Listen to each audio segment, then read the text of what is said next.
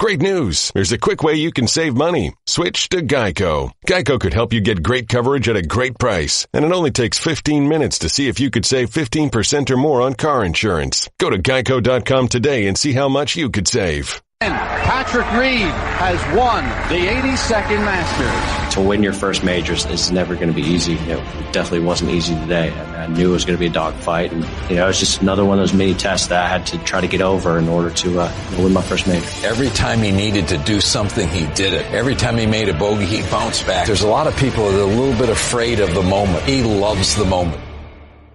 And we got one golf major in the books. Good Monday morning. Welcome in. Glad you're with us. Golic and Wingo on ESPN Radio and ESPN News, presented by Progressive Insurance. All phone guests will join us via the Shell Pennzoil Performance Line. Jordan Rodgers is here, as Mike Golic Jr. is here. I'm Trey Wingo. Now, Jordan, you're here. We're glad to have you. We Bachelor. Obviously, people know you from that in the SEC Network. So your resume is vast and interesting. I just want to put that out there, though. Gojo, you got to call me Daddy today. Oh, really? Because you're sitting in the daddy chair. You're in the daddy chair right there? I'm automatically uncomfortable. Yeah, no, listen, anytime you throw that extra DY on the end there, you get into dicey territory, but I think I can warm up to it. We've known each other for a long time now. I don't think there's any weirdness in that anymore. Minute and 18 seconds into the show, and I'm already concerned. Exactly. Glad you're with us. We got a lot to get to today. First of all, the actual daddy, Golic, is not here because he's at the Monday after the Masters, which means, Junior, he's probably, 4 beers in already? Yeah, I'm really worried about him. Like yesterday, we were already getting texts in our family group chat from him in that altered state that let me know that he forgot the actual tournament is there today. It's a great charity event that Darius Rucker and the rest of the guys from Hootie and the Blowfish put on down there every year, but the real meat of the drinking schedule is up today, and I don't know if he's got 2 days like that in him anymore. He's not a spring chicken. I mean, last year, damn near broke his elbow at this thing. He is not a young man anymore, and this is a young man's drinking tournament. Well, look, a couple months ago, he almost threw out his shoulder walking a dog. Yeah, so not good. It's not a great start. You start to drink, though, it loosens you up. You got one good day in you with a few drinks. I hope so. My worry is he's trying to stack 2 in a row now in a way that difficult. I don't know if he's capable of anymore. So you wish him well. If you see him out there on the course, I would say throw him a beer, but maybe mix in a water for him. John Taffer always stressed the importance of spacing. He's going to need that alternate. Today. Wait, who did what? What did you just say? John Taffer from Bar Rescue always preached spacing, the idea of putting a water in between every beverage. Dad's not normally known for being a spacer. Maybe today he should change that narrative. You know, we were in New York once for sort of one of these promotional things before the show lunch, and that he basically said it. He goes, "Yeah, I don't really drink, but when I drink, I drink." I mean, one speed. He doesn't. No, yes, that's it. Is that run in the genes? Yeah, unfortunately, I saw a few pictures on Twitter this week from a bar closing in your old alma mater's hometown. Man, I tell you what, somebody was on the table.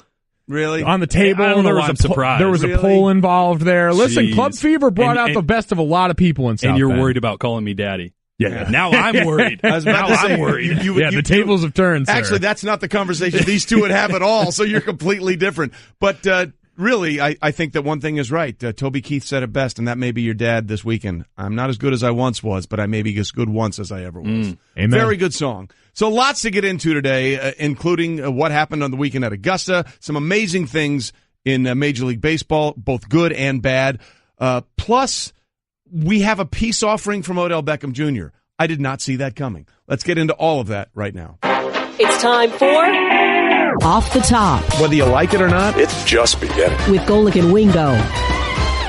All right, we start off the top with what happened Sunday at Augusta. Patrick Reed held off not only Rory, but Ricky and Jordan and everybody else, John Rahm, that tried to make a run at him and came through with his first career major victory, becoming the 9th first-time major winner in the last 10 majors. Reed finishes at 15 under par to take the green jacket. Credit to Patrick Reed, but I'm more of a fan of winning the Masters, not losing the Masters. I was looking for some drama, and it just never came to. Yeah, it did. Wow.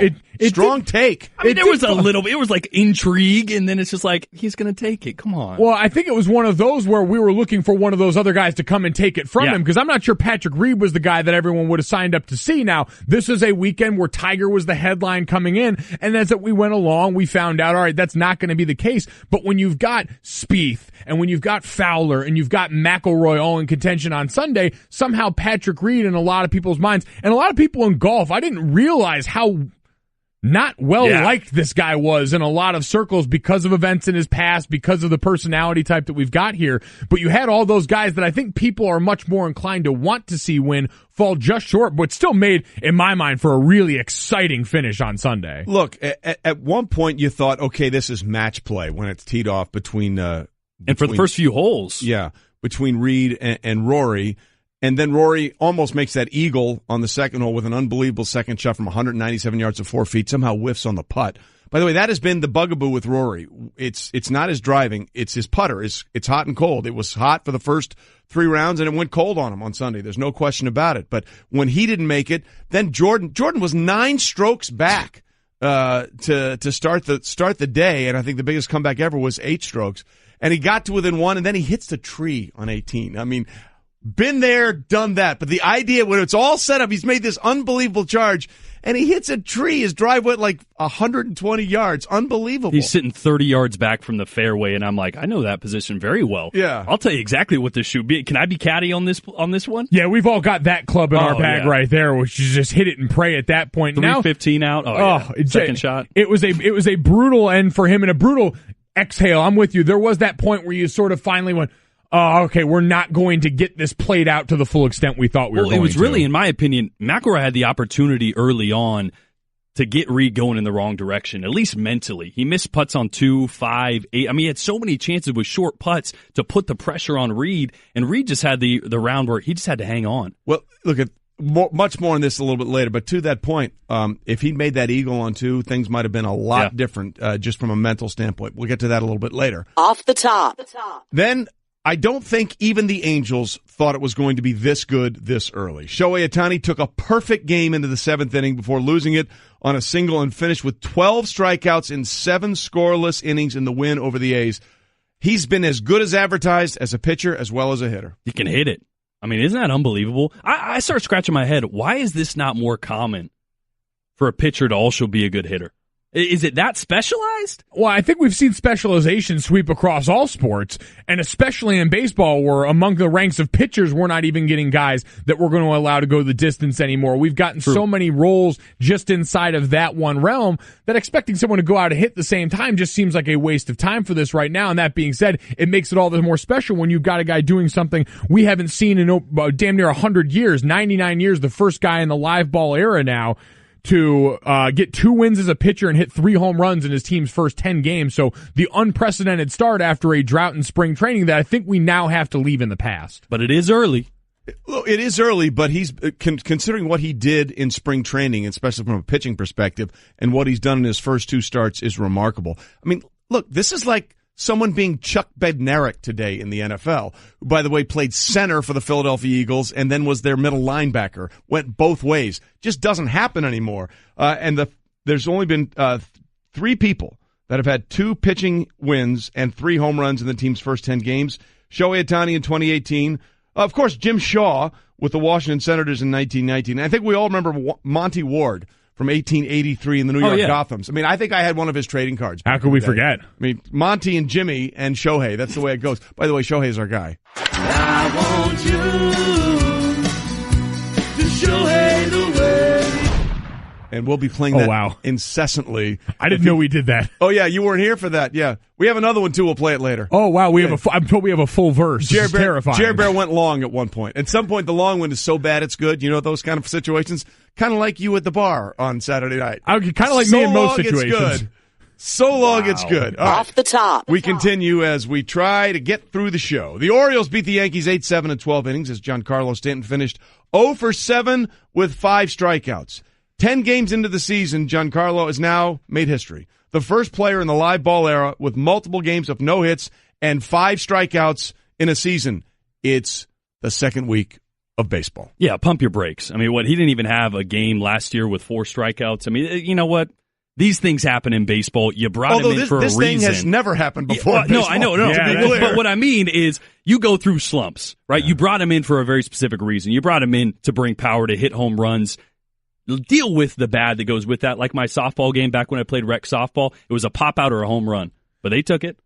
You take it when it comes, and that's going to be the interesting part with this is, will we allow that to happen? Because With Shohei Ohtani and with Giancarlo Stanton, we've got both guys that a week through the season, we have tracked their every move. Mm-hmm. And you wonder, can you keep that kind of attention up with both of these? Because I don't know if you're able to appreciate the good or the bad or the real of their situations if we keep doing this. Because Ohtani is not going to keep up this heat. Stanton will probably be closer to this all year because it's been 2 homers in his first Yankee game, 0 for 5 in his first Yankee home game. Like, this is the boom or bust we've come to expect in modern baseball. Well, the interesting thing perhaps going forward, I think Stanton's going to find his groove. I'm not concerned about that. I mean, he did hit 50-plus home runs last year. This is going to happen. He may be pressing a little bit, trying to validate the trade, and, I've got Judge in front of me and Didi behind him. I mean, you're in the sweetest spot you could possibly be in a batting order. The bigger concern, if I'm a Yankees fan, is that bullpen. That bullpen has been a leaky faucet right now for Aaron Boone and company. And, oh, by the way, the Red Sox may never lose again. So that's the other issue going forward that the Yankees have to deal with more than Giancarlo. Twice, though, with the platinum sombrero, which has never happened before. Off the top. And then can I just say one more time, the city of Philadelphia, the Eagles say you're welcome. 76ers beat the Mavericks 109-97 to win their 14th straight game. Tied for the second longest win streak in franchise history, and Philly now has a 50-win season after winning just 10 games in 2015-2016. For real, the Fresh Prince, right? It's happening. Ben Simmons. It's all happening. I love that. I absolutely love that. I saw that nickname. I'm like, how did this not come up before? I know we've already had the process, and now to get the Fresh Prince involved in this. Philadelphia leading the league in a lot of things. Good. A lot of things right now. The Flyers made the playoffs too in the NHL, so it is about as good as it's been for a while. Philly fans hoping to keep the good time rolling as the Sixers. Apparently, that championship window is opening up faster than any of us could have anticipated. Momentum, baby. Don't underestimate it. Well, look, everything has been great since the Eagles won the Super Bowl. Philadelphia wins the national championship. The Sixers can't stop. You mentioned the Flyers. The only ding in that has been the Phillies. They're 3-5, and Jake Arrieta left with an injury, and everyone's questioning Gabe Kapler's managerial move. So it's literally working for everyone except the Phillies. Wasn't that the only good point that we could find when we were talking about the Phillies the other day? Was, and they had Jake Arrieta. And they signed Jake Arrieta. Yeah. And he's gone. And we can't find anything good to talk about the Phillies. But Cliff is going to be okay with it. Cliff, our board op, he's all right because everything else is coming up roses for the city of Philadelphia since, of course, the Eagles went full Philly in the Super Bowl and took down the New England Patriots. Okay, that was off the top. Let's get a deeper dive into the Masters, which, by the way, we're probably going to be doing for a large portion of the show. Golic and Wingo with you this morning. Mike Golic Jr. is here, and Jordan Rodgers is in for Mike Golic, who's trying to maintain some semblance of sobriety. Who are we kidding? Lies. Not even close, playing in Darius Rucker's Monday after the Masters tournament. So it is the Monday after the Masters.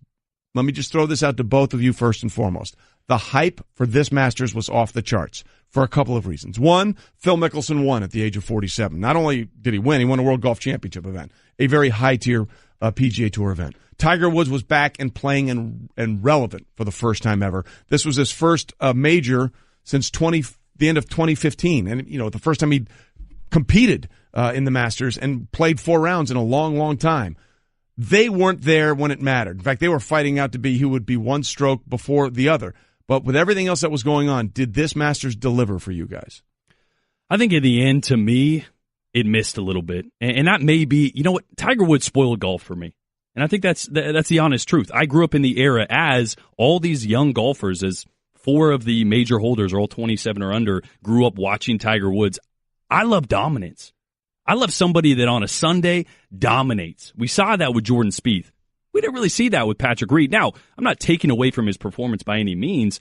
He did everything he needed to do, but for me, I want to see dominance in golf, and I think that's when golf's at its best. And he did, yes, he dominated the par 5s, 13 under the first 3 days, pushing on that record of 15 under for the tournament, went even on that last Sunday on the par 5s, so he did just enough to win. To me, that kind of misses the mark. I would have been jumping out of my seat with a Jordan Spieth or a Ricky Fowler come back from behind victory and just didn't quite get it. Yeah, I think it reminds me how much we prioritize finishes and late-game heroics in almost any sport because everyone started to get out of their chair because of Jordan Spieth going. It was at one point 9 under on Sunday for a little bit, ended up finishing 8 under, one of the best final rounds we've seen in a Masters. And it reminded me, it doesn't really matter to a lot of us what you do for the rest of the body of something as long as you can finish strong in this.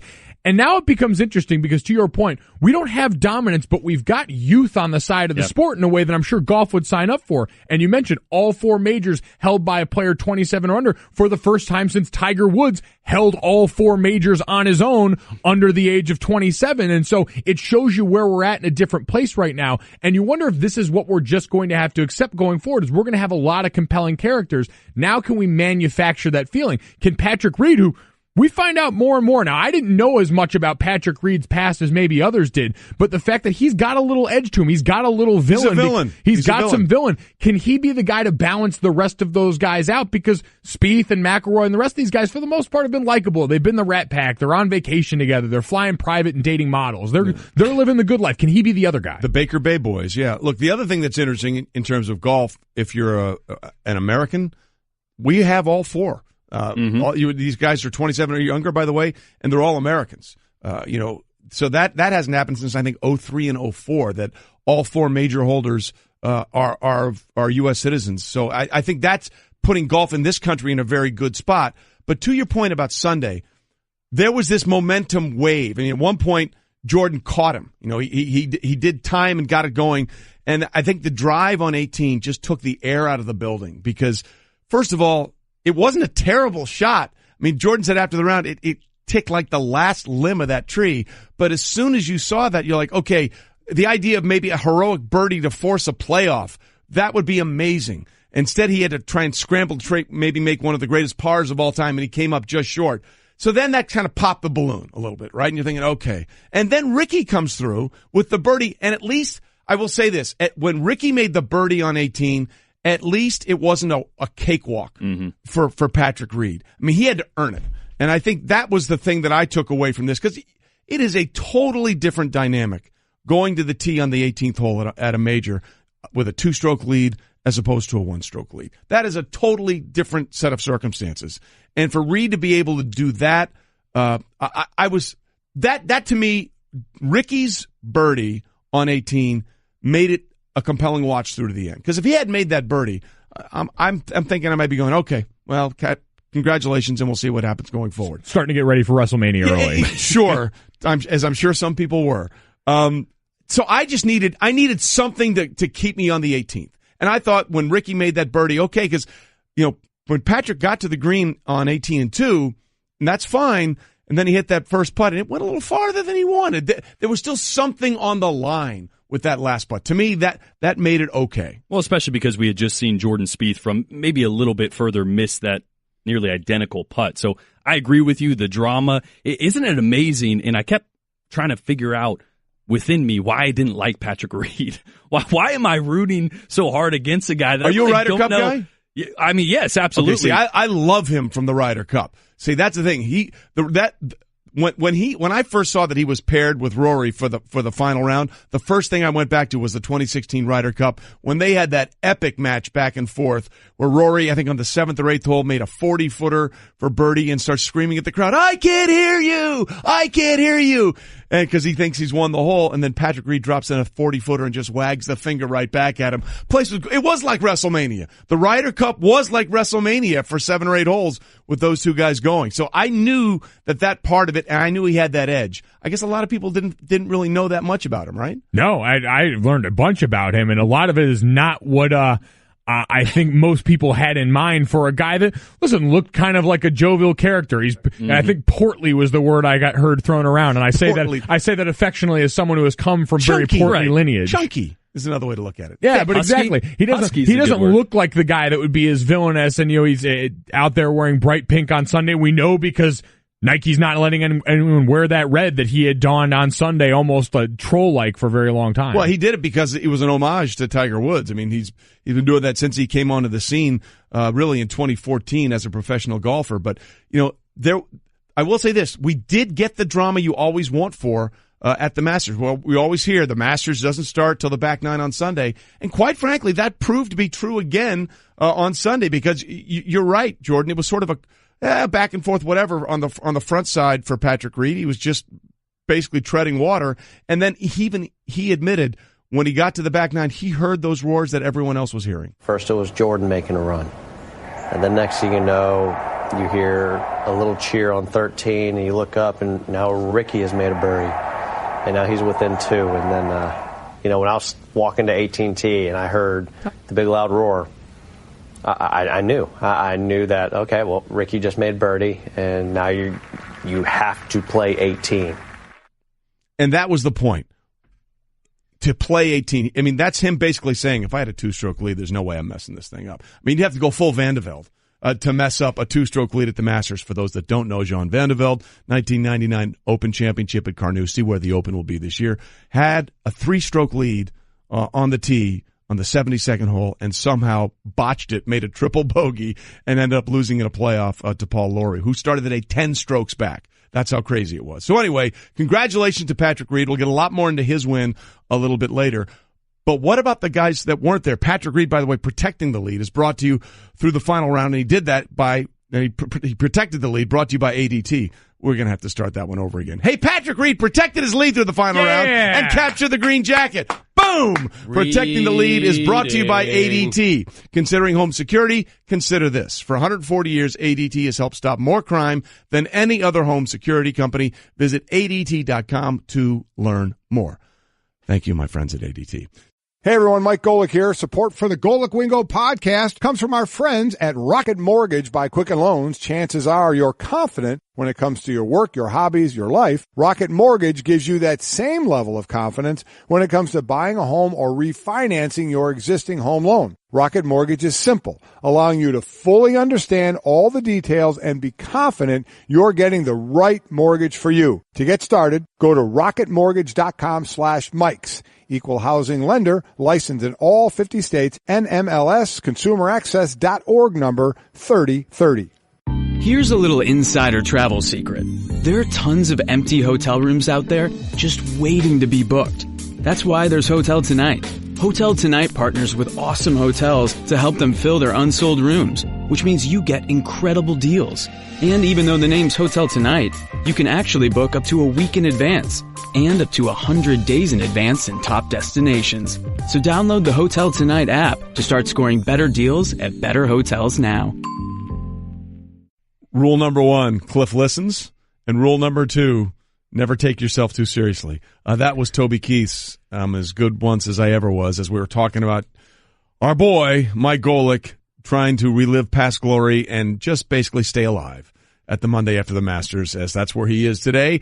Golic and Wingo with you, Jordan Rodgers, Mike Golic Jr., and Trey Wingo here. Scale of 1 to 10, how concerned are you about your dad right now? I'd put it at probably a 7 right now. Strong 7. I'm counting on the veteran presence here taking hold. This is a guy that's seen a lot of long days like this. Yes. I just worry that at some point, even that savvy veteran experience kind of crumbles under the weight of your own breaking down body, because listen, he hit 50 and all those old playing injuries came back. Those are all a factor right now, and those all come into play, especially when you try and throw booze on top of the situation. How is he a golfer? Drunk or sober, he's going to shoot mid-90s. Yeah. That's it. That's where he's going to be either way. And you talking about not taking yourself too seriously, that is him on the court. If it's not going well, he'll pick it up and keep moving for the sake of the greater good. It's a war of attrition for him, though, to make it through 18. It's just a war more than anything else. It's him against himself, as it is for most of us when we play golf. But again, one of the things we're tracking today, I'm curious to see what the numbers will be for the Masters, because the hype was off the charts. Look, the Masters is always going to be the highest rated of all 4 majors. It's just the way it is. It has a special place because it's the first. I think it feels like, hey, spring has finally come everywhere across the country. What people always say at their club, pre-Masters rounds don't count. I mean, it doesn't really matter. We're just shaking off rust. We're getting through, but now that the Masters is fully here, you feel like you're fully immersed in the golf year. And I think for a lot of us, we got extra immersed in this Masters because not of the young guns out there, but because, as you alluded to on First and Last this morning, Junior, there was that little whiff in the air of nostalgia. You had Phil Mickelson winning at 47, a World Golf Championship, and then you had Tiger Woods being relevant. And why is that significant? Because when Tiger Woods is relevant, nothing else matters. It sucks all the air and all the eyeballs out of everywhere else it could go, and you put your eyes on Tiger. He finished at 1 over, was never really a factor in the tournament at all, but the fact that he was in the tournament and actually playing to Tiger, that was a significant victory. Oh, my God. It's I was alluding to it earlier that it's been a couple of years. I've just been coming here just to eat, and to now be able to play this golf course and to be able to tee it up and play in the Masters. This is, one of the greatest walks in all of golf, and I had missed it for the last couple of years. I hadn't been able to play in it, so to now go out there and compete in this tournament and face the challenges out there, I missed it. I really did. I miss playing out here. I miss competing against these guys. It's such a great event and the best run event in all of our sport. Well, I think we can clearly say that the majority of golf fans and just Tiger fans in general missed seeing him out there doing it. So let me ask you guys this question, because I have my own theories. Was he a disappointment over these 4 days? I don't think so.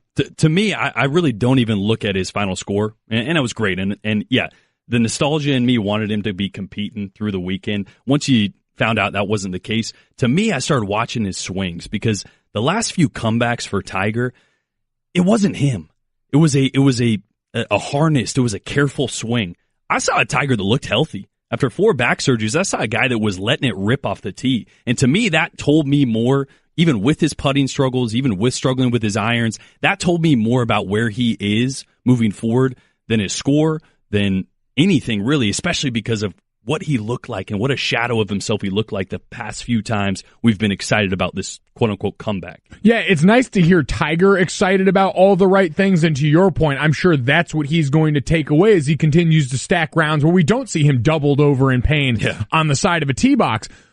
The problem is that the rest of us jumped ahead of that. And this is what I wanted to guard against at the beginning. The first time we saw Tiger come back was, let's keep it the focus there on how the swing looks, on what the development is for this guy coming back. Not, all right, we've gotten monster ratings for a couple of the tournaments that he's been in contention for on Sunday. Let's expect that to translate to the Masters, because I feel like that's where we're at, and it can't help from that perception, from that level of expectation, to feel like a bit of air got let out of the balloon. I think we all jumped the gun. Yes. And raising both hands here. Guilty as charged. Added a few too many files to the folder, huh? Correct. The Tiger folder stays the way it is. Nothing has been added there because he didn't win.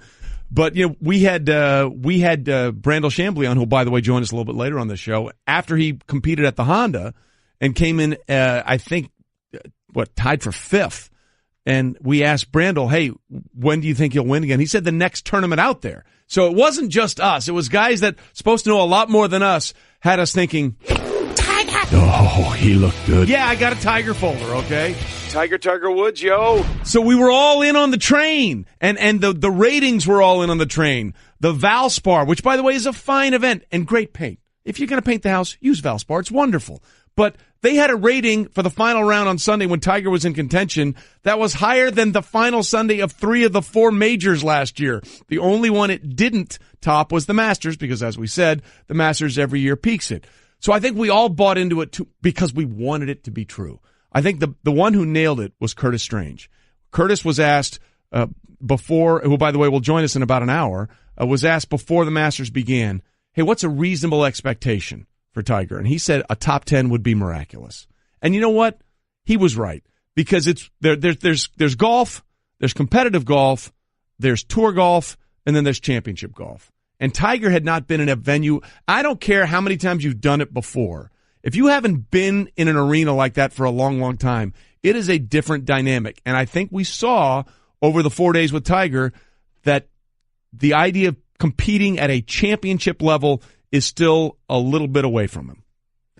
Jordan, I'm interested in this question, because I was thinking about this morning as it relates to Tiger and how much he still means to us. Because I'm with you. I came up in a time period where in Major League Baseball, it was the home run races. It was all of those big, compelling characters. Guys like Barry Bonds that were so great that you couldn't ignore them, but personality-wise, you weren't always a fan of either. And I feel like that was what Tiger offered us, is the best of a little bit of both of those.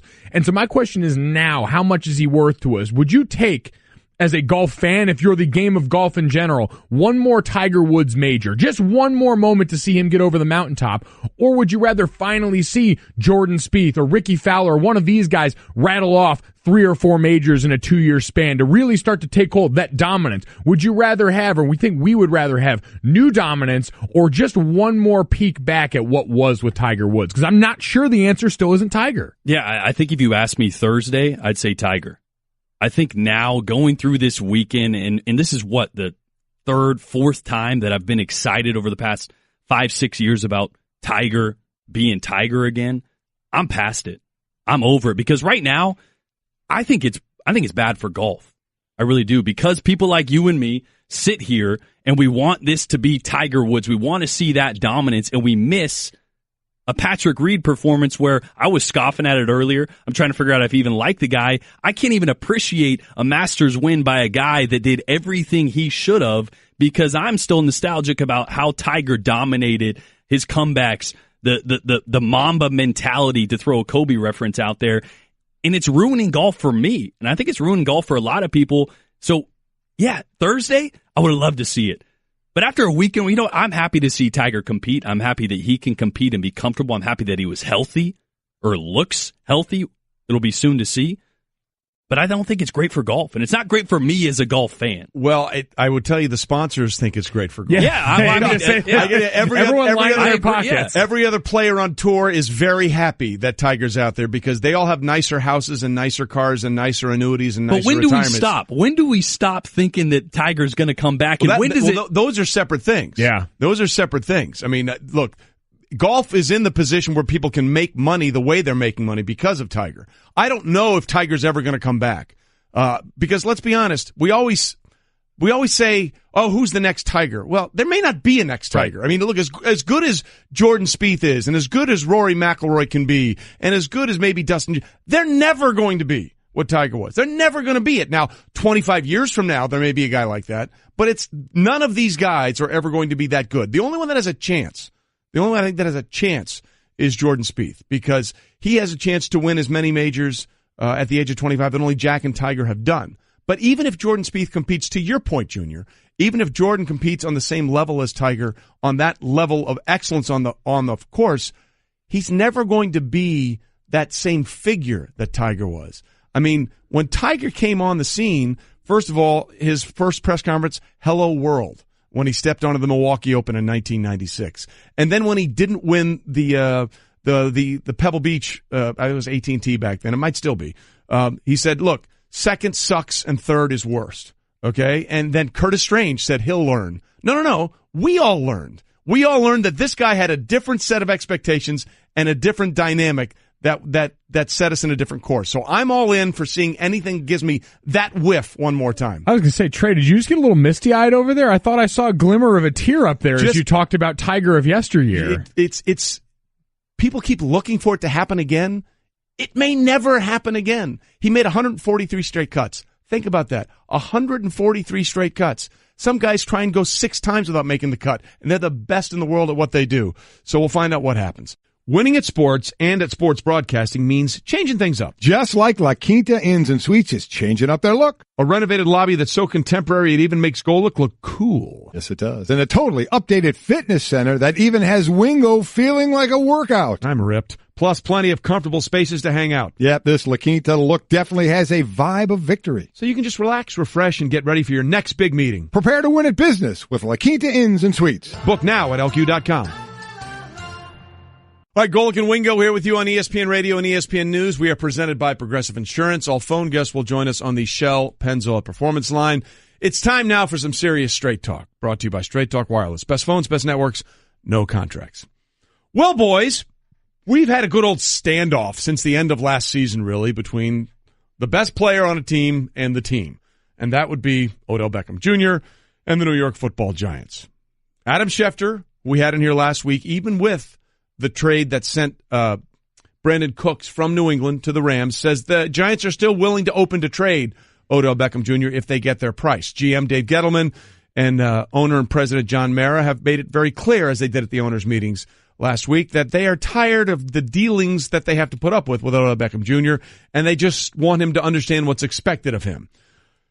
And Odell Beckham Jr., guys, had been very strong in his stance that, hey, till I get my new contract, you're not going to see me in any way, shape, or form. Well, guess what? As we continue here with Jordan Rodgers and Mike Golic Jr., Odell Beckham Jr. is going to show up on Monday for off-season workouts. Are either of you surprised that he's going to be making that move? No, I'm not. If it's Cleveland, yes. If it's Green Bay, yes. You tell me you got to go to New York and go to get a workout in at the facility, these are voluntary workouts. You're going to go in, lift a couple weights, going to do some biceps, right? He's probably been hanging out in L.A. You get to go to New York. I mean, come on. It's not that. I mean, I would, we would, and different positions. I mean, especially where I came from, voluntary was a word used in air quotes in the way that I came into the NFL. But for Odell Beckham Jr., a guy who we know missed the large majority of this time last season in this area, this feels a little more calculated because all this offseason we heard a lot of noise from management talking about Odell and not much from him. So for him to show up, not really say anything other than I'm going to be here, excited to meet Pat Shurmur and this new regime, it seems to be him saying, all right, I want to be here, or at least showing that without saying it. Ball's in your guys' court again. And also, I don't want to be the villain here. A lot of times we paint the person, taking the hard stance as a villain. Oftentimes that's the player, even though you would do the same thing and it's in your best interest. So it's a good first move a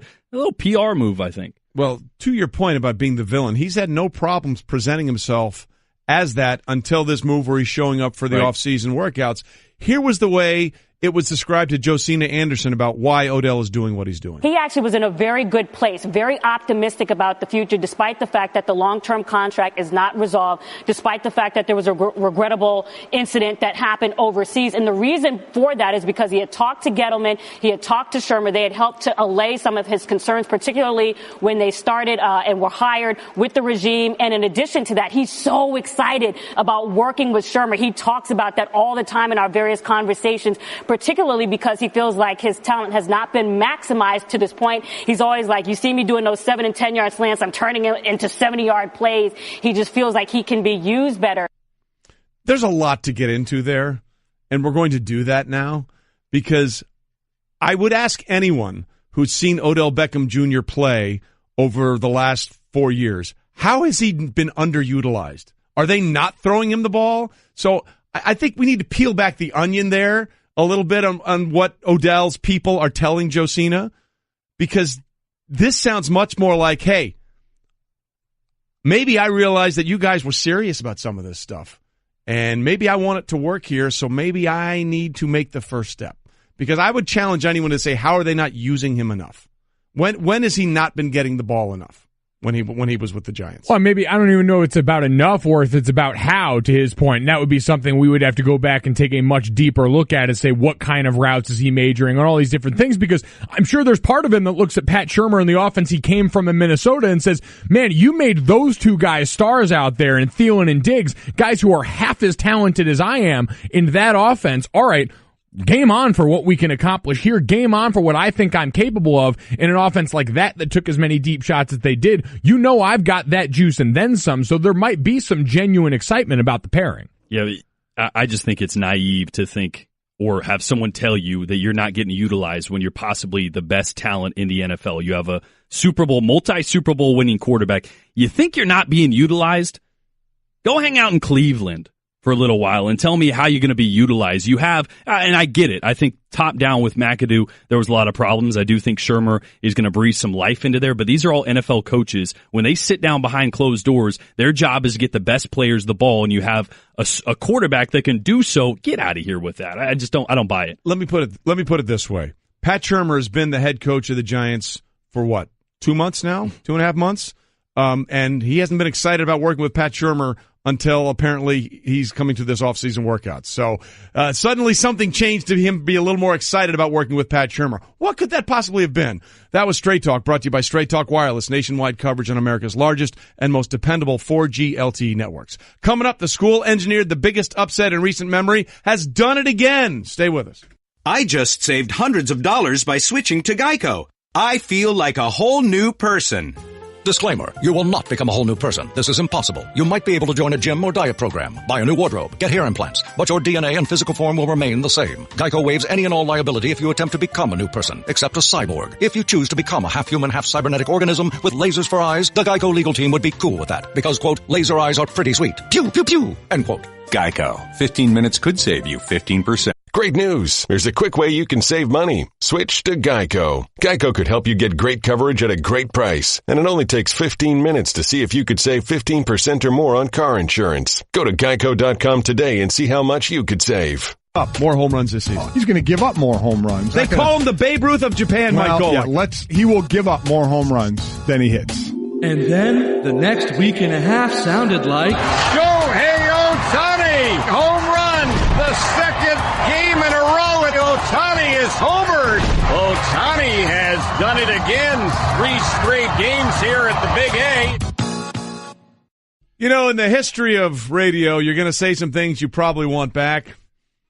Your dad probably wants that one back. Welcome back with us, Golic and Wingo on ESPN Radio and ESPN News. We are presented by Progressive Insurance. All phone guests will join us on the Shell Pennzoil Performance Line.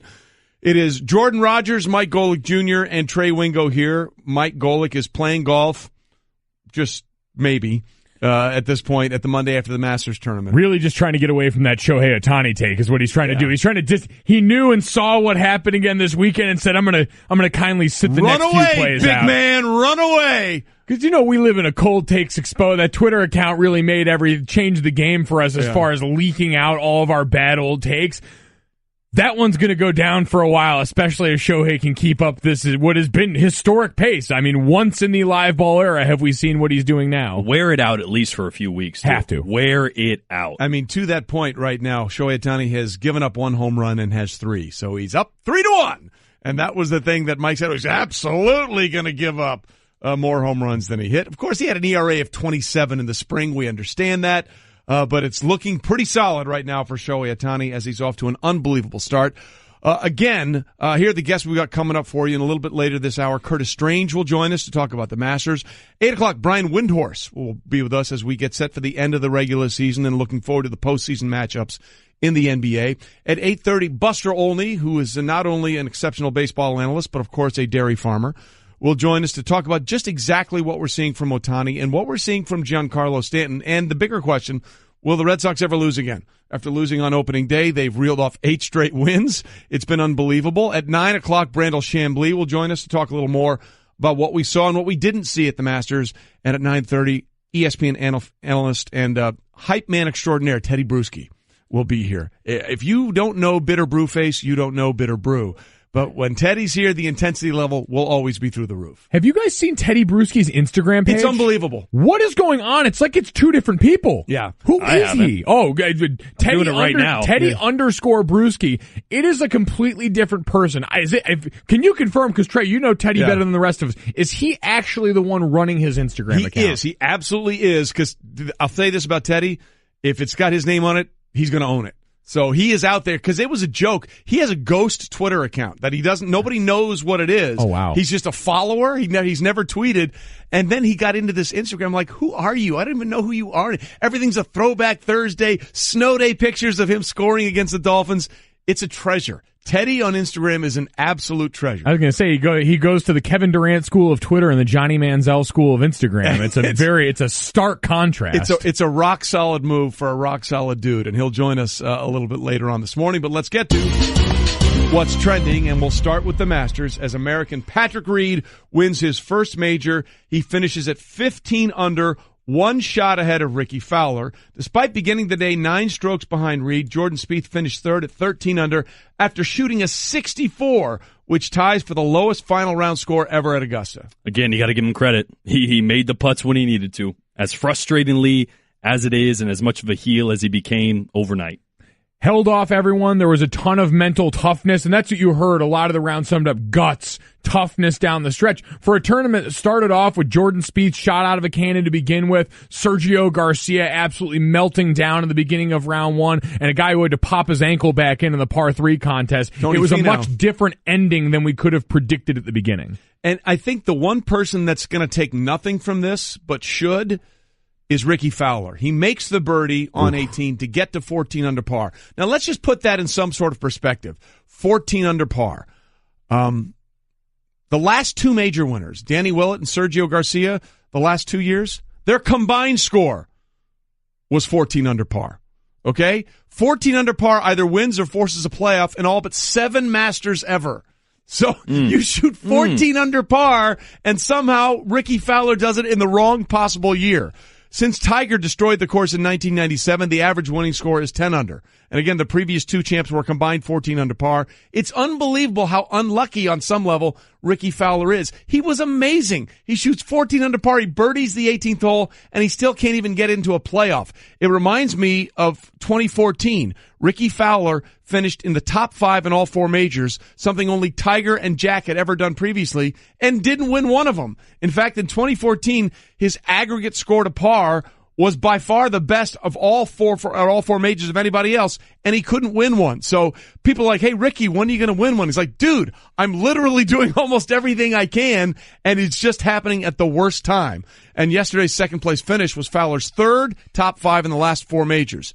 Stats Incredible is brought to you by OnStar. Advisors be ready to help 24/7, so you're never alone. OnStar. Be safe out there. I really kind of feel bad for Ricky. Are you guys in or out on orange pants on Sunday at the Masters, by the way? It was a source of a lot of controversy on Twitter. I think I like the orange pants better than the fuchsia shirt. Yes, that was bad. Ooh, okay. The Patrick Reed fuchsia shirt. With the short sleeves, by the way. Yeah. I mean, those were the shortest sleeves I've seen on a golf shirt. Andy rolls them up he gets nervous. Exactly. He's kind of everything about him is a little scrunched up. It's a little unkempt. I can appreciate that But you know, much. the Ricky Fowler orange it's a tribute to his alma mater. Of course. Are you not in on the Ricky Fowler orange? Listen, I'm in on the orange. I just wasn't sure where we were at on the orange pants, especially at a place like Augusta that feels a little bit stuffy sometimes and stuff like that. They give out a green jacket. You know what? I am fashion forward. You know what needs to happen though? He's got to drop the IE. Rick Fowler will win a major. Ooh, no, that's the issue. I mean, you got to change things up. You see this happen so a lot, close. Yeah, guys ditch the E or the Y on things. Diddy's now one of the richest rappers in the game. He changed up his nickname. A guy named Bubba has won 2 Masters, so I think it'd be okay. A guy named Bubba has won 2 Masters. Not Bubby, though. It's not Bubby. Yeah. So Ricka should won? You're saying Ricka Fowler Ricka could win? Fowler would definitely. Ricka Fowler is not a guy you want to see in a dark alley. That sounds like an intimidator when it comes to the back 9 of the Masters. Yeah, Fuzzy Zeller also won a Masters. So I think the name doesn't have much to do with it. But again, I'm all about the orange pants because you know what? He could pull it off. You know who also pull it off is Shohei Ohtani. Strikes out 12 in 7 innings of one-hit ball. Took a perfect game into the 6th. In his second major league start on the mound, the two-way player carried a perfect game into the 7th for giving up that single. Ohtani, 2-0, was held out of Saturday's game ahead of Sunday's start, but he has a 3-game home run streak as he serves as the team's DH between starts, and we're all in. I want you to Shohei the way. He's been killing it, man. He has, and he's been doing. You're still shocked by that drop. I get distracted by that every time. Jerry's dulcet tones harmonizing with himself. People need to understand how difficult that is for the first part. You want to run that back for him one more time? Well, Trey? why don't we do the long version? That's like Andy Bernard at The Office, where he spent up all night with his digital recorder to do the Rock and Robin harmonies. Yes, give me the full version. You want the full taste? I need it. Okay. I wonder how you're feeling. There's ringing in your back. And no one it's so bad relate it's to except the babe. It's so bad it's good. Who can Anaheim believe in? Golic saying he will give up more home runs than he hits. There's two-way potential. Who can social phone? I want you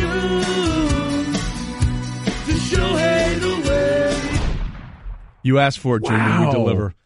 A mock of Peter Frampton's Show Me the Way. I tell you what, we knew Jerry was gifted before, but that might be his finest hour. And who knew how relevant that was going to continue to be? If nothing else now, I want Shohei Ohtani to continue to be great just so we can continue to go back to the well on that. Maybe add a verse. You know, by the way, Stanzik's very upset with you right now. Why is that? Well, he's like, this is what I do. I mean, Stanzik, you create content. I said it's called producing. Golic, ever heard of it? No, not really. Yeah. Hey, at least he's honest. At least he's honest about it. As we continue with... By the way to take credit for Jerry's work there, Stanzik. I see what you did. Yeah, who told Jerry which song to spin off? Was that you? Was that you? That's the mark. That's the mark of great producing. There it is, which you now know that is a thing. So congratulations. You know what else is a thing? Don't come at the Chesapeake Retrievers of UMBC. If you want to have a good day, you stay away from UMBC. 3 weeks after UMBC men's basketball team became the first number 16 and, quite frankly, the 68th seed to beat a number 1 seed in the NCAA tournament by knocking off Virginia, the number 1 overall seed, the school's lacrosse team upset previously undefeated number 1 ranked Albany 11-7 on Friday. Albany, the magical mystery tour from years past. This is one of the most exciting teams in college lacrosse. I'm giddy, by the way, that we've introduced any lacrosse into the environment right here. This is an exciting day for me. But Albany has a very real chance to still retain that number one spot, too. But, man, what can you say about the Golden Retrievers, the hottest dog in the game right now? Strike and troll when the iron's hot. Absolutely. As much as possible. Why aren't they having a parade? UCF had a national championship parade. Well, they went 11. They went 13-0. Yeah, but still, you're a six. How many times does a 16 beat a 1? Zero. Zero. The more throw a banner up. The more applicable. I like that. Yeah. Banners for everyone. Forget participation trophies. Participation banners for every parades. Let's go. The more go. applicable comparison would probably be the Browns celebrating their 0-16 season with a parade. That might be a little more closer than the 16 beating a 1. But again, UMBC has done it, so congratulations to them as they continue to make upsets across the sporting landscape. There have been 2 0-16 seasons, that's all I'm saying. Yeah, and that's right. You're exactly right. Only one. True. And no one celebrated the Lions' defeated season the way the Cleveland Browns celebrated their defeated season. All right, we continue here on a Monday morning. Golic and Wingo. Trey Wingo here, Jordan Rodgers. From The Bachelor and our SEC network in. Mike Golic Jr. is here. Mike Golic is off at the Masters. Something happened over this weekend that is an inexplicable, unexplainable tragedy, and it's really hard to put into perspective how you go forward with it. Obviously, we're talking about the Humboldt Broncos team, 15 people killed on that junior hockey team in that horrible bus crash in Canada when they were on their way to a game, and they were honored Sunday night. Canadian Prime Minister Justin Trudeau was among the thousands who crammed into the Broncos' home arena for a vigil Sunday night honoring the junior hockey team. It is an unspeakable tragedy. It's just a horrendous loss of life, and it's really hard for so many people to understand. And what makes it personal for so many of us on a lot of levels is that if you've ever been a parent of a player who either is in the minor leagues or played in high school or played in college on some level where they bus to a lot of trips, you've put your kids on that bus 100 times over. And if you've been a player, you've been on that bus 100 times over. I couldn't begin to explain to you how much I felt their pain over the weekend having been that. My son played high school football and played football in the Patriot League where they bus to every game. I mean, from Georgetown to Ohio to Colgate to upstate New York, they went everywhere. Those kids were on a bus. And that's how so many of these players get around in these junior leagues. And even, Mike, at Notre Dame, you took a couple of bus trips, right? Well, and everyone's been a part of these situations travel-wise for that, and you never think of something like this coming up and being a part of the situation and, to be the survivor, to lose teammates like that, to lose the people that you're with day in and day out, and for those families to suffer that loss. And you saw them honored in a number of ways in some of the NHL games over the weekend as well, but none of that even comes close to putting a dent in this pain now that you have to look at. Anytime you think of maybe putting someone else that you love in a position like that in the future, there's always going to be that in the back of your mind. So like you said, your heart goes out to the families of everyone involved in this situation, because I truly don't know how you recover from something like this. Yeah, how you move on from that, being a player, a part of that, being on that bus, being a survivor. I mean, it takes me back to junior college, and don't count them, but I was there for 3 seasons. One was a gray shirt. Anyways, we bussed to every game. And what my fondest memories of those times is on the bus. That's when the bonding happens. Oh, absolutely. I mean, you guys are sitting on top of each other in that bus. That's when you're playing cards, you're talking, listening to music. I mean, to have it happen in the manner that it did, the magnitude of lives that were lost, it's unbelievable.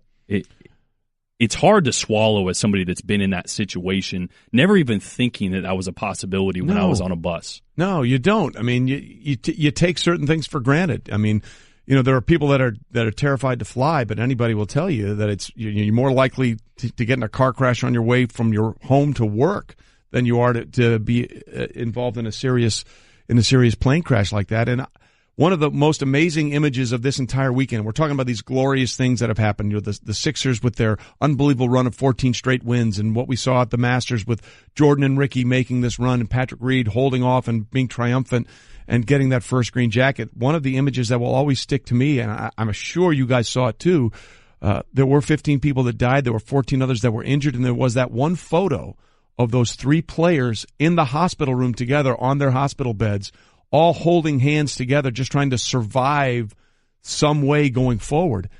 And as horrible as the loss of life is for all the people that were killed, which included the head coach, the bus driver, and several players and a broadcaster, then you have to deal with survivor's guilt. I mean, think about that. If you're one of those Humboldt Broncos players, these kids are aged 16 to 21. These are kids in every way, shape, and form. Their life was just beginning. They had it all in front of them. I mean, how do you rationalize that part of it? How do you say to yourself, oh, thank God I'm alive? How am I alive when so many of my friends now I won't see again? It's just the mental part of this going forward for the survivors, I think, is going to be almost as difficult as those dealing with the loss of their family and friends. I think in all these situations, because life doesn't spare any of us from this tragedy, but when you get into the realm of team sports in an area that we know very well, and I unfortunately lost teammates and members of our support staff when I was a player and the couple years after I was a player, and there is that added element of how much time, to your point, Jordan, you spend around each other in those moments, how deep these bonds come when you're sent away to juniors hockey, to college, to these different settings where you spend more time with these guys than you do your own family, and all of a sudden after the fact you have to come to grips with this person that was such a big part of my life is just gone. It makes you lean on everyone else that you've got left. That's why that picture was so powerful, because you saw in that moment it was amazing. The bonds of teammates coming together and being the only way that you can get through something like this, which is relying on each other in ways you didn't even know were possible through that. And the only bright spot coming on the other side of it is hopefully, and I've been a part of it. I had a teammate pass away in high school, had a friend and someone I was training with before the draft pass away as well. You have to find purpose from it in some way, and that's sometimes the hardest, and that doesn't come for a while because the guilt and getting over that type of tragedy doesn't come quickly. But to center yourself and try to find purpose from that, and as that picture dictates, the unity that it comes with is the only thing that you can say is a positive after something that really is just so tragic. Well, we're talking about a town of 6,000 people. Yeah. I mean, and for those of you that haven't spent much time in Canada, like if you're a small town in Saskatchewan or they're an hour away from there, I think this is, I mean, those junior hockey teams, those are your lifeblood. I mean, hey, what are you doing? Let's go see the Broncos. I mean, that's their whole community, We're talking about 6,000 people, and a large part of that community is based on with that team. And what happens in seeing they've had a bunch of teams from the Humboldt Broncos go on and skate to the NHL. And one of the other things that's been really a positive to come out of such a horrible situation is the outreach by so many people. A fundraising organization for the families has already reached a goal of $4 million. It was reached in 45 hours through a GoFundMe page, and we've seen so many players and teams from the NHL contributing large donations, including $20,000 from the Pittsburgh Penguins players and staff, $100,000 for the Calgary Flames, the Toronto Maple Leafs, the Chicago Blackhawks Alumni Association, Los Angeles Kings former players donated. If there's anything that's come out of this is the fact that there's been this outpouring of emotion and support, because those kids that survived, the families that lost people, that town in general, it is going to take months, years for them to come to grips with this tragedy. And for any of us that have ever put our kids on a bus or been kids on a bus like that, it's like you said, it's the last thing you think about. You think of that bus as a bonding experience. You think of that bus as, hey, we're all here together. We're in this together. Sadly, they're in this together for the worst possible situation now going forward, and we hope that they can find some solace going forward as we figure out just exactly what happened, and hope that something like this never happens again. But again, just a horrible thing over the weekend. But that picture will stay with me for as long as I live. Those three kids on those hospital beds, holding hands together, trying to find some way to get through what has been an unbelievable and inexplicable tragedy. And we wish nothing but the best for all those that have been involved and affected. And again, if you can reach out and do whatever you can to help raise funds for those families that are trying to deal with this, that would be amazing. All right, we'll get back to everything else now. And coming up, what happened to Rory McIlroy yesterday?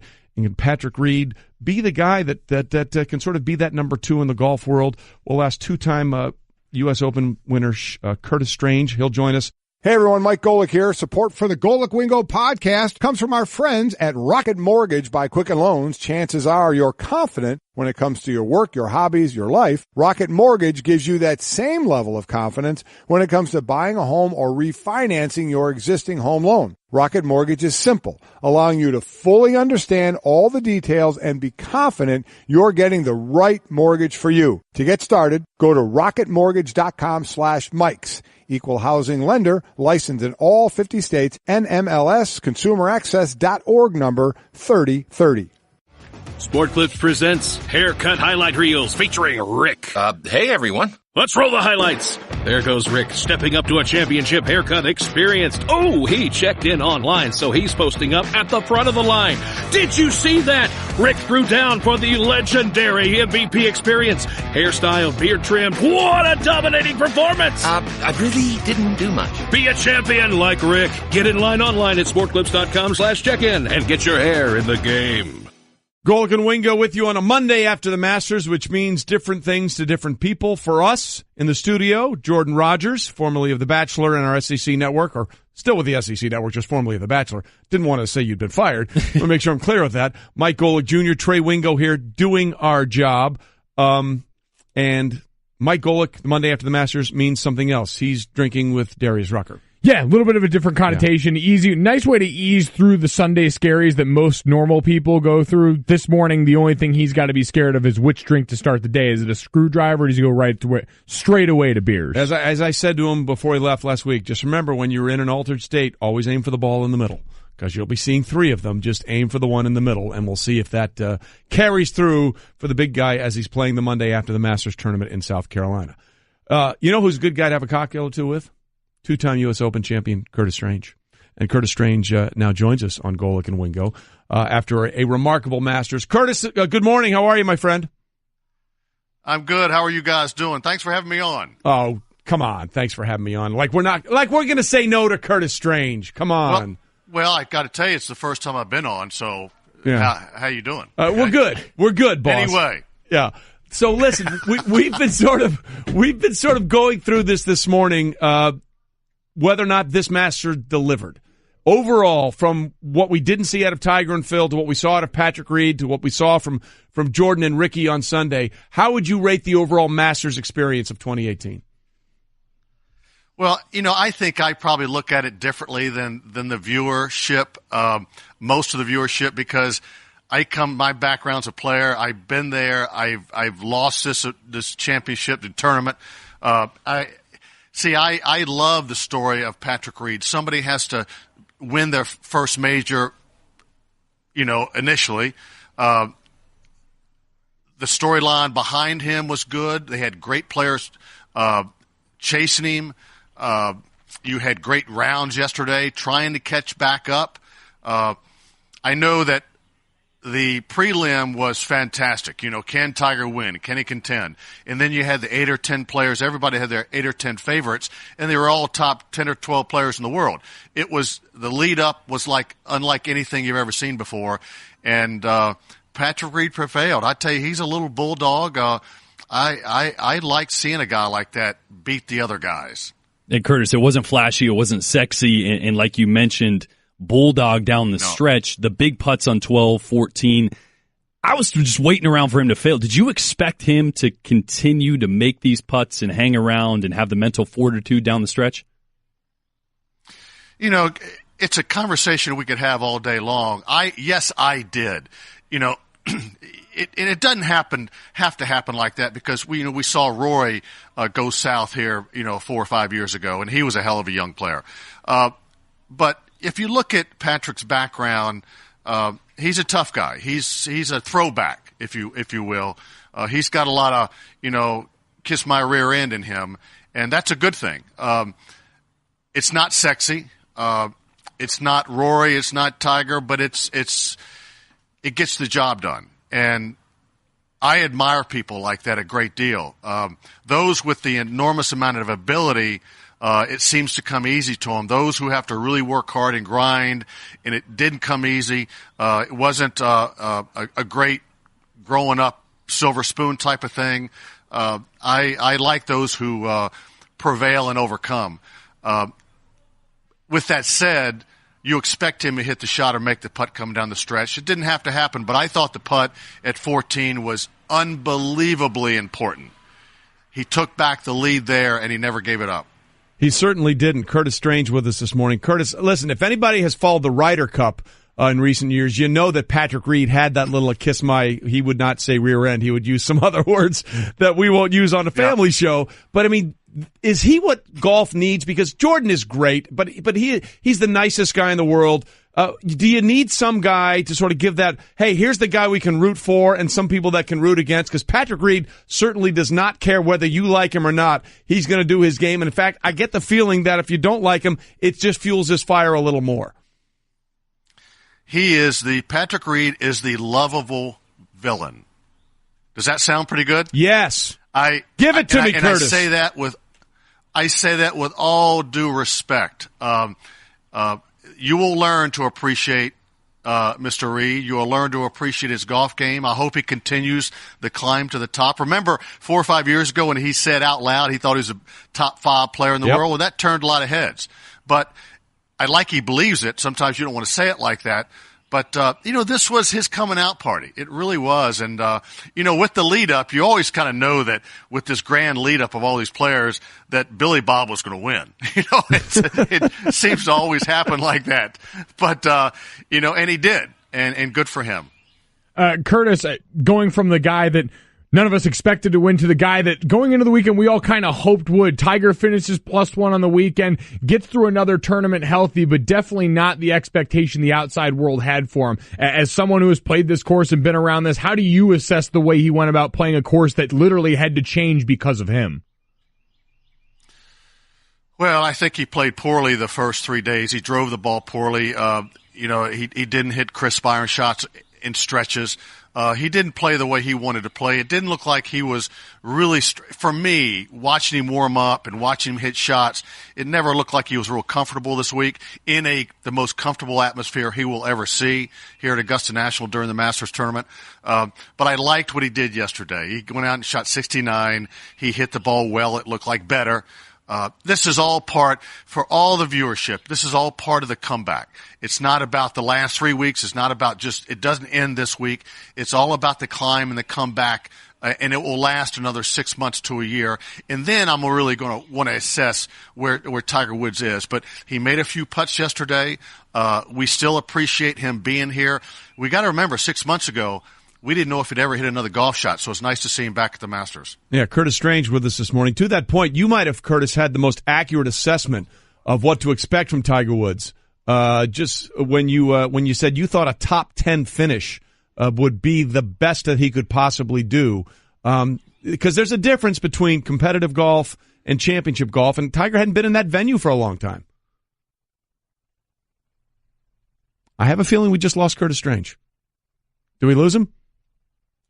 All right, we'll try and see if we can get Curtis back here for a few minutes, but hopefully we can reestablish communications. Always like talking with Curtis. But the other thing that was interesting is there's a difference, and we talked about this before. I was hoping to get Curtis's reaction. We can get it back. That would be great. But there's a difference between championship golf, regular competitive golf, and PGA Tour golf, and Tiger had not been in that venue for a long time. And then there's the issue of Rory McIlroy. Rory looked like he was going to win his first major in 2011 at the Masters when he had a 3-stroke lead, I believe, going into the final round, maybe even 4 strokes, and then fell apart and shot a 40 on the back nine, started with a drive that was so far left on 10 that we'd never seen that part of the course before. It was just absolutely out of the place. And here he was on the cusp of joining the most exclusive fraternity in all of golf, which is the Career Grand Slam, which is having all 4 professional majors on your resume, something that only Ben Hogan, Gary Player, Gene Saris, and Jack Nicklaus and Tiger Woods had done. So those are the 5 guys that have ever done. Now, Bobby Jones won the 4 majors were the U.S. Open, the Open Championship, the U.S. Amateur, and the British Amateur. He had that, but in the 5 professional and the professional majors as they're currently constructed. We got Curtis back? Okay, great. Curtis, sorry we lost you there for a second. We were talking a little bit about Rory McIlroy and the pressure of him going for the career Grand Slam. Only 5 other guys had done it. What surprised you most about Rory on what happened on Sunday? Because when his putter's on him, he's the best, one of the best drivers of the game, of the ball we've ever seen. But when his putter is on, he's great. It just seemed like his putter struggled on Sunday. Well, he struggled but he struggled from the first tee. Yeah. Trey, he hit it so far to the right, it looked like it almost went right of the scoreboard. He salvaged par, luckily, but that's not a good way to start out, and that puts such a negative thought process in your goes through the whole body. So he just didn't have it yesterday. It surprised me a little bit. I'd like to say yesterday morning on SportsCenter is that everybody was calling this a 2-horse race, where it really wasn't, because Patrick Reed had a 3-shot lead. And Rory, run the numbers, Rory had to play a good round yesterday. He knew he had to come out and shoot 60, 68 or 9 if Patrick Reed played any good at all. So he had the heat on him. He just didn't have it yesterday. And it happens like that, but it did surprise me. So then there's the question of Ricky Fowler. Is he the most unlucky guy in the world? I mean, we looked at 14 under, Curtis. It would have won all but 7 Masters. A 14 under score would have gotten you either a championship or in a playoff. And then, of course, in 2014, he had the best score aggregate to par in all 4 majors, didn't win any of them. Is the timing just not right for Ricky? Because, look, 14 under was the combined score of the last 2 Masters winners in Sergio Garcia and Danny Willett, and it still had him one short of a playoff with Patrick Reed on Sunday. And we've lost contact with Curtis Stange again, so we apologize for the technical difficulties. Curtis, we love you, and thanks for hanging in. I will say, yeah, I think Ricky's very unlucky, kind of like our technical issues at the moment. Yeah. Our technical issues are the Ricky Fowler of majors. That's exactly what's going on right now. The Ricky Fowler of television, unfortunately, right now. But good job, good effort all around for that involved. Did you just go good job, good effort, Heat fan guy? That's all we can do at this point, right? Yeah, that's all we can do, I guess. We can talk more about Ricky's orange pants, or we could just say, hey, coming up, Odell Beckham is reportedly showing up for organized activities today, and what does that mean going forward?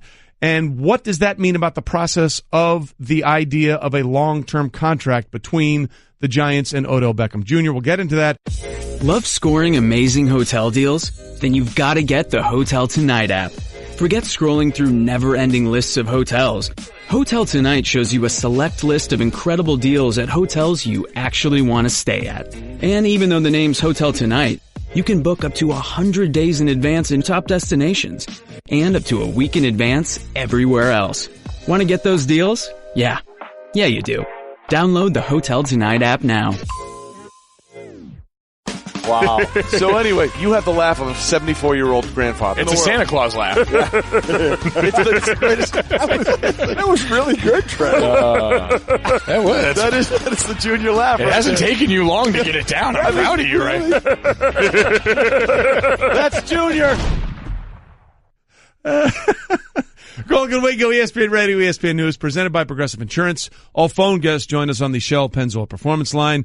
And Golic and Wingo, presented by Progressive Insurance. Cars, homes, boats, motorcycles, RVs, and more at Progressive.com. All right, Jordan Rodgers is in with us this morning, and he was completely flummoxed by that rejoin there. Jordan, Golic Jr. has a chortle. He has an old man chortle. And I've sort of been able to mimic the I haven't heard it in person. Yeah, well, I would say, Jordan, we said nothing funny this morning. That's why. I know. Can we get? Well, I don't want you to do it. It's got to be natural, otherwise can't be forced. When it comes up, you'll see. But I'm just amazed because we haven't been doing this show for too long, going back just a few months now. And Trey's ability to closely pick that up already is only, I'd say, exceeded by his intimate golf knowledge and really more than anything the intimate knowledge of Tiger Woods. Watching Trey get misty-eyed talking about Tiger this morning took me to a place I wasn't ready for. Did happen. That's my quarterback. That's my quarterback. Okay, so here's the question. Is this my laugh interpreting Junior, or is it Junior? Ooh, that's a tough one right there. Is it me or is it Junior? It's bad that I don't even know. That's you. I think that's you. All right. Who's that? No, that one was you. The first one was him. No, you got it. Yeah, exactly. Victory. Wow. Victory. The first one was me. The second one was Junior. I can't even I get really on thought you. the second one. Wow. It's good. Well done. I can't even get on you because I can barely tell the difference. I don't know how I expect you to. I mean, you're a young guy, you're out and active and all this kind of stuff, and then you have that old Santa poppy laugh. It's very funny. It is amazing. I enjoy it very much. It's the benefits of and the gift and the curse of having a belly. I'm convinced that the volume creates that noise. You're not like you say that. I mean, you're not like you were when you were playing. You have a moderate belly. You don't have like a What do we say about Patrick Reed? Husky? Or? Husky. Yeah, husky or portly. Portly. Thick, there you portly. go. Yeah. Chunky. Portly. Thick with two C's. Chunky. Or none of those are good. No, we're saying those like that's the nice way to say it. They're the mom words, right? It's every way that a mom has described her chunky son. Yes, that is a fact. So your dad is not here, so we're momming you to death. Great, that's so wonderful. As we continue on Golic and Wingo. You know what is wonderful for the Giants is that Odell Beckham Jr. is going to show up for off-season workouts, and this is somewhat of a surprise because he's been pretty adamant since his season ended last year, quite frankly. With the broken ankle, that he's having none of it until he gets a new contract. There was a situation earlier this year where someone said 0 preseason games for Odell this summer, and he retweeted it with the number 0, as in I'm not having anything to do. He wants that new contract, saying he wants to be paid as high as not only a wide receiver, but also a quarterback. And then, of course, we have a new coach in Pat Shurmur and a new GM in Dave Gettleman, who has played this card before, by the way. Let's remember, when he was the GM of the Carolina Panthers, he was the one that rescinded the franchise tag on Josh Norman. Now, to be fair, that probably ended his time with the Carolina Panthers. Yeah, it didn't work out too well for him. No, it did not, but he was not afraid to go down that road. And Dave Gettleman is a guy who was about what he wants to be about. And then you felt like he was perhaps empowered when John Mara, the president and co-owner of the Giants, showed up at the owners' meetings and he was asked about Odell. And a guy who rarely says anything sort of volunteered, yeah, we're kind of tired of the act and we want him to do what he needs to do. And then, of course, there was the video that came out with all kinds of questions about what was going on in that hotel room in Paris. So it was kind of surprising that Odell would say he's going to show up. And according to our Josina Anderson, he's excited about Pat Shurmur and the things in this new offense. And that's wonderful. But he could have been excited about Pat Shurmur for a long time.